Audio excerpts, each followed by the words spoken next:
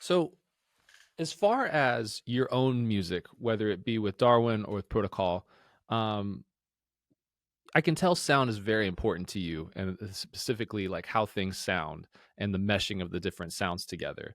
Um, at However, does that affect your? Are you thinking about that when you're composing music for Darwin or Protocol?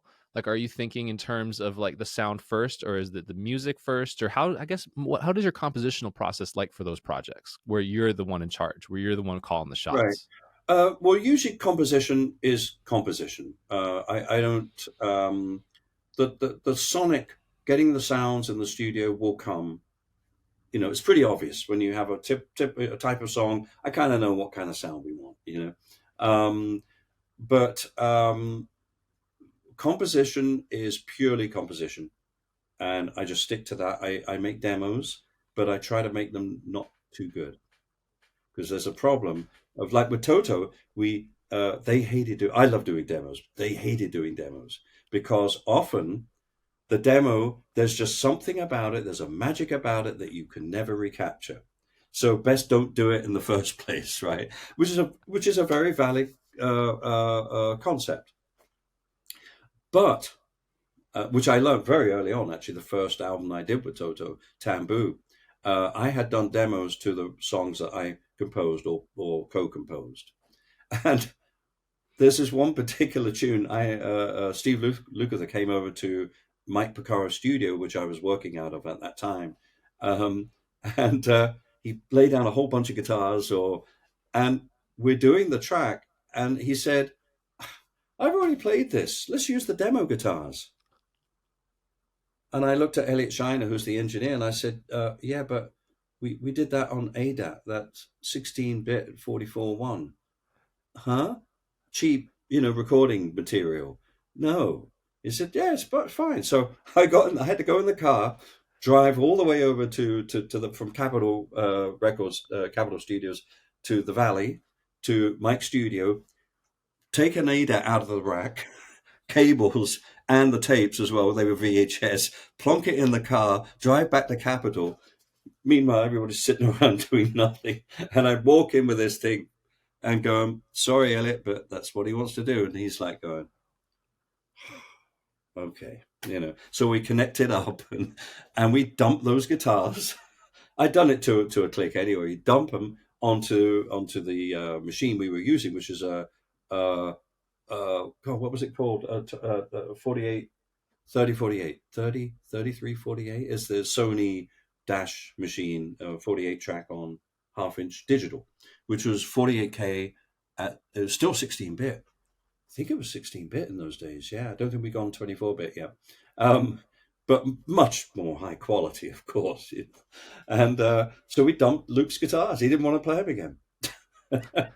And on the record, you can't tell they're fine. And Elliot had to kind of work a little bit. I'd engineered the original guitars, and we didn't spend too much time on it, but it was okay.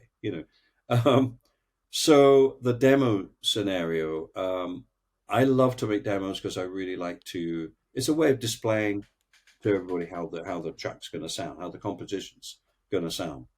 Often I'll throw down some live drums, but real quick. Uh, I might, if I got a sound in mind, I might go for that sound a little bit just to kind of so I don't forget what the concept was.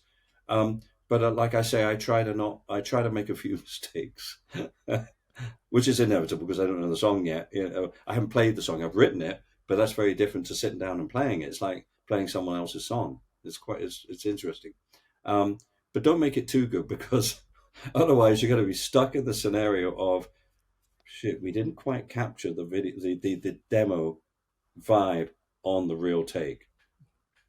But the thing to remember, and this is again the production, we're the only people that know that. I made the demo, especially my music. I do keyboards and drums basically. Sometimes I do machine drums actually, just because I don't need to really go out and play. I might as well just this is fine, just as something to hear the song.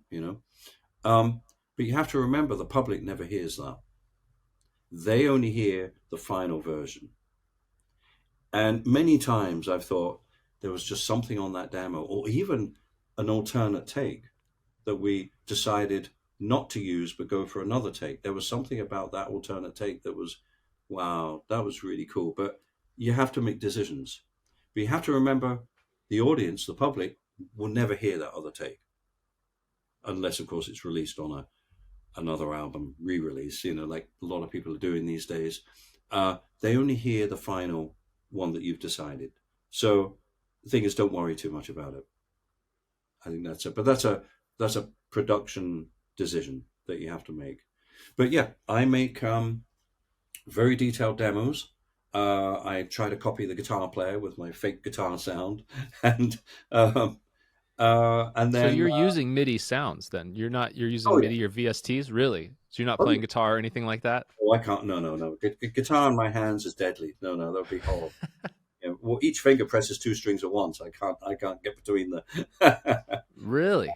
Oh yeah, I'm terrible. I can't play guitar. I mean, I've been known to play some simple stuff on a bass when I've had to add in like another bass part or something.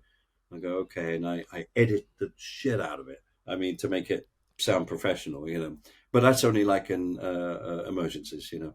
So all I do, well, even these days, I don't even use MIDI. We it's all virtual instruments powered by USB cable. You know. Um, and I can select sounds. I do a lot of sound design too in the final mix. Sometimes I go, we're missing a brassy sound. We don't have it. So that's when I start getting into the various all these amazing plugins now. Arturia, for example. I mean, it's got some amazing stuff, and their recreation of some of the old synthesizers, which I used to use, like the Synclavier, the Fairlight. I used to program both of those. Um, I wouldn't even know how to switch them on now, but they probably wouldn't even switch on anyway because they're broken. And it's like an old DAT machine. You're just lucky if it plays anything. In order to get one DAT machine to work, you need to buy three so you can braid the other ones for parts. That's actually the second one. I had to find one for a mastering session because they only had it on DAT, and it worked for long enough just to get it into Pro Tools, and then it just stopped working. It's just I don't know. Hey, it served its purpose. It served Yeah, its purpose. all digital equipment just doesn't stand the test of time. Analog equipment does. I mean, it might need a little bit of tender loving care, and a few repairs here, but as long as you can get the parts, they work. It's great. But digital, doesn't have a good lifespan. We're going to find that out in a few years. We're going to find out how much stuff we're going to be losing. It's a bit of a shame. But anyway, that's another issue. So the composition and composition comes in many ways. For protocol, because I'm the sole writer, mostly. Sometimes I do a co-write. Um, Often it's melody first. I come up with a melody, and that's what I lay down first, just a little part of a melody. Then I harmonize around it and figure out what kind of form the song's going to take. It's instrumental, so it's very, very important that the melody be, strong. And a few I throw out, but occasionally I'm lucky. I go, oh, I could be making breakfast or in the shower. And if that happens, I've got to keep singing it because I'll forget it. With the Darwin project, we have three writers. Darwin is the guy that usually starts the song off because it's his project, really. Um, and he'll throw a whole bunch of ideas, and then he sends it to me and Matt Bissonette. Matt, who's our singer and main lyric writer, and main melody too, because he's singing. He'll put stuff down, and then I get basically all these ideas, and then I have to wade through it and go, yes, no, yes, no. I do a whole big edit thing, like take out that section's not necessary. It's why are we doing that section? Let's get rid of that. I like this section though. Let's butt that up against there, and that's kind of how it starts. And then I put it all into MIDI information because Darwin just plays it straight down onto a kind of digital tape machine. Nothing separated. He just it just sends me this multi-track, but it's a stereo mix. That's it. So I have to do figure out what's the bass playing, what's the guitar playing, if he's playing piano, what's the piano playing, and I recreate it all in MIDI, so I can then work with it, and it's all in time too. That's the other thing. Um, I can say, right, I'm going to take that section and repeat it, or halve that section, or I'll maybe these chords should be different. What if we actually change these chords here? So I'll rearrange it. It's basically arranging, and then I'll go, I just got rid of all those other bits because I didn't think they were really poignant to the song. We need a new section. And I'll just come up with a new section and go, ooh, hang on, let's go there. And that's how that part of the song gets. So by the time I've done my demo and send it back to Darwin and Matt, they go, oh, wow. Wow, I love that new bit. We should make that more, and then we go backwards and forwards until we get our demo. And then that's what we work off in the studio. And then at what point do you start bringing in like on the last Darwin record, you had Greg Howell and Mohini Day play on, who are two of my favorites. In fact, we had Greg on the podcast. Greg is I one know. of our Yes. first. Yeah. Greg is the man. I love Greg. Greg Yeah. is the dude. Um, but like, at what point do you bring them in, and do you like are do you have them stick as close as possible to the demos? Are they allowed creative freedom? How does that work as far as their So process? Mohini is in the tracking process. So when we track, it's Darwin, myself, Mohini. Again, my thing about my all the productions I do, if it's possible, I try to get the nucleus of the band to play everything, because one of the things that's happening today that didn't used to happen back in the day is, you want to know how many sessions I get set at 120 beats per minute? How many? How many, Simon? Most of them. It's like, does anybody know how to change the tempo in Pro Tools or Logic? um, no, it happens quite a lot, but obviously, thankfully, there's lots of different tempos as well. But here's the problem: a sequencer will play anything at any tempo perfectly. The human does not. And many times I'll get some audio files and I'll throw them into Pro Tools. I'll look at how they've been recorded and might have to spend an hour or two fixing them, because the gain structure's all over the place. This track is really quiet here and then suddenly loud and then quiet. You can't play to that. I mean, so I have to go in, clip gain them all down, make sure I've got a good gain structure within the session. So, the output meters are not like this Yeah. or that. Although that sounds getting more popular, man. People are pushing more and more into the red, the Oh, loudness wars. oh, well, thankfully, actually, yes and no. Go back 10 years, I would agree with you. Nowadays, it doesn't really matter anymore because No. radio, I mean, unless you're in that area of pop, where, Yes. but no, I started on analog as an engineer. So, yes, all our levels are much higher than they were. All our mixes have way too much bass on them, but that's just the way it is, compared to doing a mix in the 70s or the 80s. It was very, very different. So anyway, but once I get that and I set up a headphone mix, I've got my drum tracks all imported into the session. They're all in input or ready, and I go out and put the headphones and I start playing the track. I might have done a chart. It depends how complex the song is, and I'm noticing this is not comfortable. I'm like ahead or behind the click. I'm moving about all over the place. This groove this is not at the right tempo for this song. And so I'll go in and I can do a thing which is, luckily we can do this now.